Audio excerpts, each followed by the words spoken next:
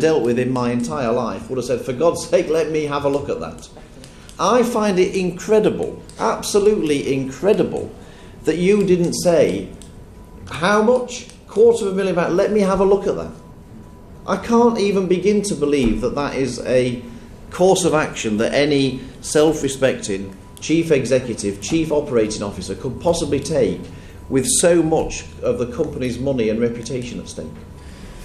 Mr. Davies, I think it's important to note, and I've testified to this effect, and I've tried to describe this to you in some detail, which is the situation that we had here was one where assurances were given very clearly that, or rather, a description was given very clearly by senior legal counsel that the case would be lost, and a description of why it would be lost with respect to the linkage of these voicemail intercepts there. It was very, very clear that there was a losing case on the cards here. There was an amount of money that was substantial. You're absolutely right. I was assured that within a range, leading counsel had concurred that this was where it would settle at or could settle at. And within that range, I authorized these people, Mr. Crone and Mr. Myler, to go and negotiate that.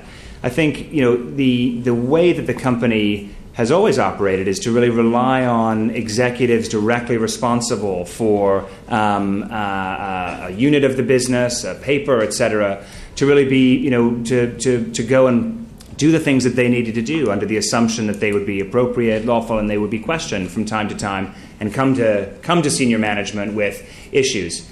I was given sufficient information to authorize that settlement. I was not given no information. I was given sufficient information, and I asked the question, is there a leading counsel's opinion? What do they say? They say it's within this range is reasonable. And it was a reasonable decision to settle that case, to agree with their advice, and take no further action because no other evidence or none of these other issues that we've discussed today came to light during that conversation or at that meeting. At what sort of level would the settlement have had to have been, or the advice of the council have to have been, for you to have wanted to say, let me have a look at that?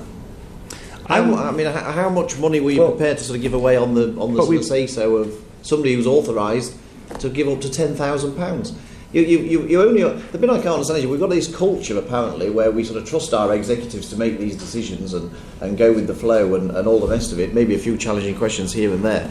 If that's the case, why was Tom Crone only have a £10,000 limit?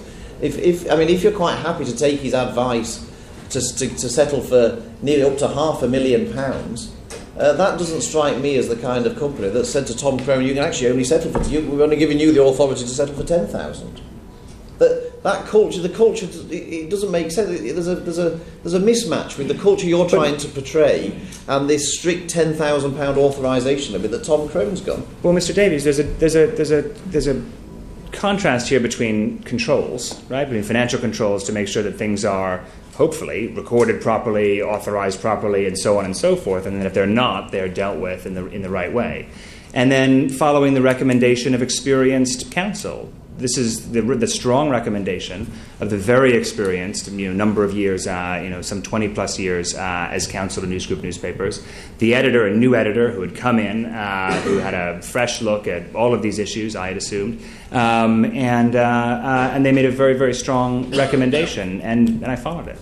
I think given there are two pieces here, if I can try to be helpful, which is one is the question, the decision whether or not to settle. Or to increase the authority within a range of, as I recall, £500,000 to £1 million, which does imply a cap, all-in costs, and so on and so forth. And then the decision with respect to, or rather the lack of a decision, to say, are there other things here that we should be looking at? And again, sufficient information was given to authorize reasonably them to negotiate within a range the increase of the settlement offers that they had already made, but nothing more. And nothing to indicate any other action. And there are two sets of things to consider there.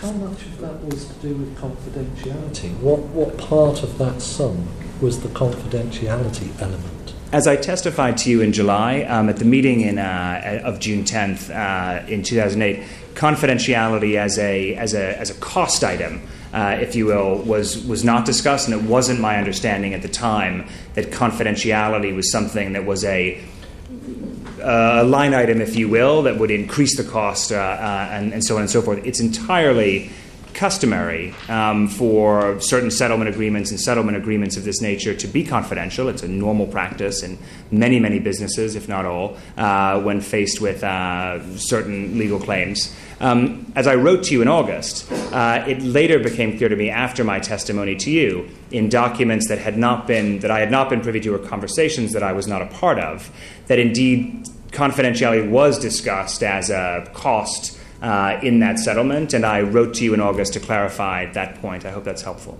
Can I just have one final question about all this, which is, have you, as a result of this, do you now run things differently? Do you deal with things differently? Do you have a more hands-on approach to the way that you deal with things in your company as a result of it? Can you not see that actually this really is pretty lax for somebody in your position? It is a huge focus for the business and has been for the last year to get to the bottom of this issue, definitely, to cooperate with the police with respect to their criminal investigations and this committee, as well as the judicial inquiry into the press, politicians, police that is underway. And I think crucially as well to learn the lessons from these episodes, to say, first of all, how can we improve the on-the-ground governance of operating companies around the world, including News International? How can we improve transparency with senior management on a global or regional basis and operating companies in various territories? And we've taken a number of measures to do that. You ask how.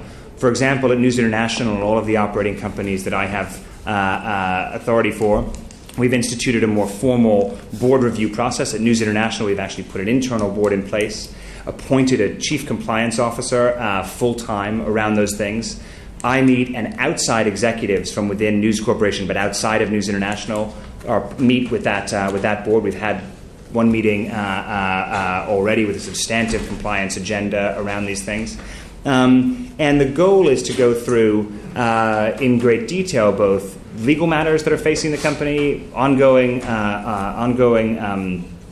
reputation risks, governance risks, compliance, and so on. Just in the last week, we've instituted, for example, out of one of these processes in India, we've trained over, I think, 1,000 staff, retrained with respect to compliance and risk. These are things that I take very, very seriously. It's something that I have throughout my entire career. But clearly, the transparency that it was achieved around this set of issues wasn't good enough, and it's something that I'm determined to sort out. And it's something that we believe very, very strongly in. Paul Farrelly. Thank you, Chair. Just one question I've got regarding Mr. Davis's line of questioning.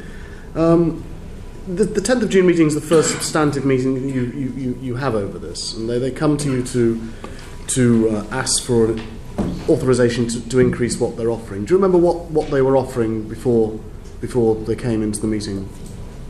I now know that the previous offer they had made was £350,000. Okay, but I don't recall the exact amount they discussed with me at that time. But they, I would have imagined they did. This is your first substantive meeting with people you've just described as having a very low authorisation limit. Did you even ask them who gave you authority to offer that 350 or whatever beforehand? Again, I don't recall them mentioning the 350 offer. I now know that was an offer that was made the week before while I was abroad, and I didn't have a discussion with them about that at the time. I think I would have been more focused, and I was more focused on what the total amount would be that this would settle, given the strong advice that the case would be lost. Okay, but you didn't, and that was what was focused on. You didn't ask who the hell gave you authority to offer that in the first place? Their authority levels was not top of mind during that conversation. Were any other people involved in that chain of authorisation? Stuart Kuttner, for example, or John Chapman, to your knowledge? To my knowledge, the authorisation process was that there was about, I think Mr. Crone was authorised independently to make a £10,000 legal settlement. Mr. Myler, the editor, would have been £50,000. And other members of the executive committee, the chief operating officer, the chief financial officer, would have been authorised, I believe, up to £500,000. Did they go through any of those? And I can find no record of those authorizations being sought or given. And we've looked and tried to find out exactly how that escalation occurred during that period. So as far as you're aware, it really was a Tom Crone and Colin Myler show?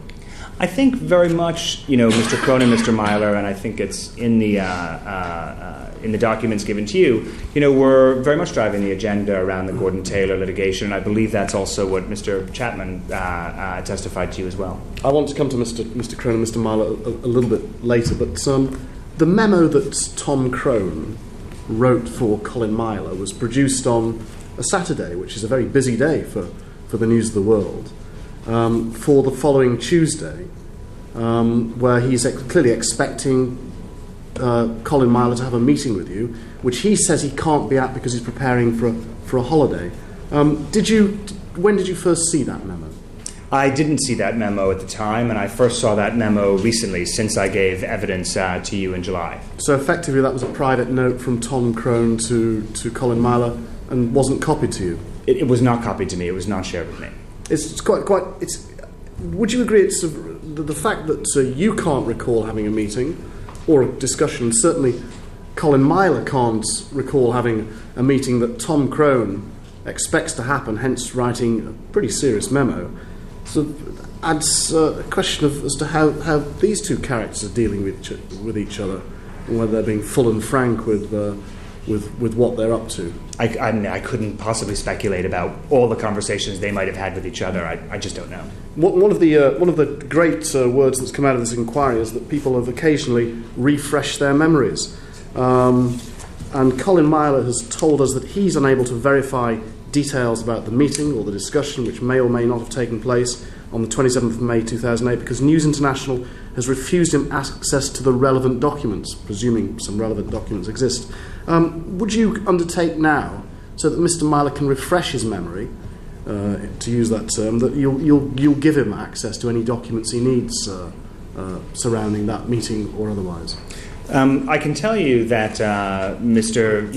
I think as a matter of, if there's an occasion to review a policy around former employees' access to systems, we can review that, and I can come back to you on that. I can tell you that I have gone and looked for records around my own diary with respect to conversations during that period, and I'm happy to provide my calendar to you. There's no record of a conversation or a meeting on the 27th of May with Mr. Myler or with anyone else on this matter, and I can provide you with those calendar events all the way through. But if he's made a note of it, or documents that exist on his computer in there that might be helpful to us, he should surely have access. Wouldn't you agree that? Well, I think the company, and around all of these issues, the Management Standards Committee, the Independent Management Standards Committee, for that matter, have looked at all these things. And if there's an occasion to revisit those, certainly I will raise it with them. They can consider it. In the spirit of being open and transparent. Very much so, and I'm happy to provide you with my own calendar and notes around the entire period. Because it is a peculiar meeting or not meeting. Well, I don't think anyone is suggesting it's a meeting, Mr. Farrelly. Mr. Pike records a note that Mr. Myler told him of a conversation, so a second-hand note of a conversation that neither Mr. Myler nor I recall. Neither of us rule out the possibility of a brief conversation on that day, a telephone call or what have you. But it certainly wouldn't have been a substantive meeting, because otherwise one of us would have recalled it. Okay. And just in terms of the way people are dealing with each other, you're very clear. You told them to go and settle. Whereas the notes of the made by Julian Pike of his conversation with Tom Crone says that quite clear that JM said he wanted to think through options, and you said that's not the case. So then this sort of again raises questions about what these people are telling each other and whether they're being honest with each other.